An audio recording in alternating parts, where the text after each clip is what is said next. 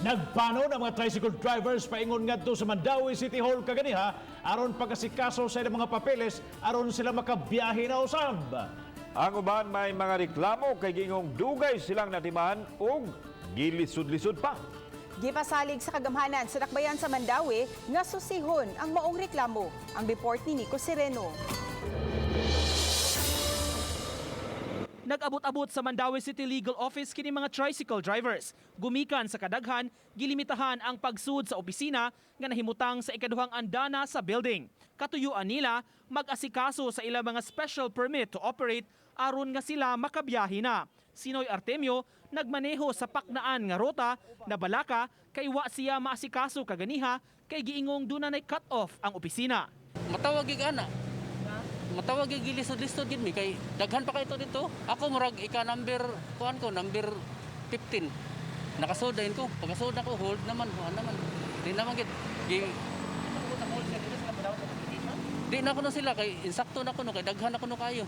Sa miaging simana raunta gitagana ang petsa sa City Hall alang sa pag-asikaso sa mga special permit. Tuyo pang miadto sa kabarangayan ang mga personnel aron mapadulan ang mga drivers o operators apan di tanan ang miatiman niini.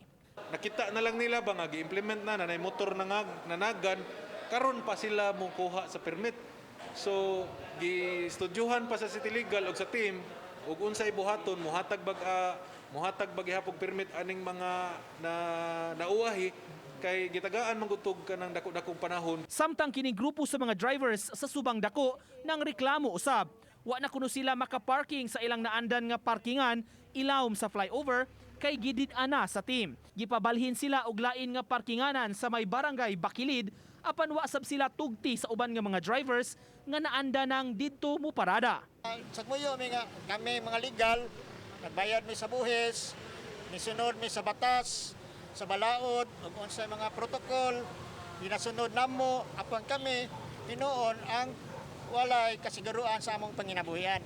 Kung mato mi sa parking sa laing nga lugar, dili wala may pasahero. Siyempre, kung asa itong asukar, ato gid ang migas. Gipasalig hinuon ni Ibanez, susihon ang reklamo sa grupo sa mga driver. Sukad nga naka-GCQ ang Mandaue, gipabiyahe na ang mga tricycle aron makatabang sa kakuwang sa mga sakyanan apan kutob ra sila sa mga secondary ug barangay roads. Uban ni June Solon, Nico Sereno, Balitang Bisdak.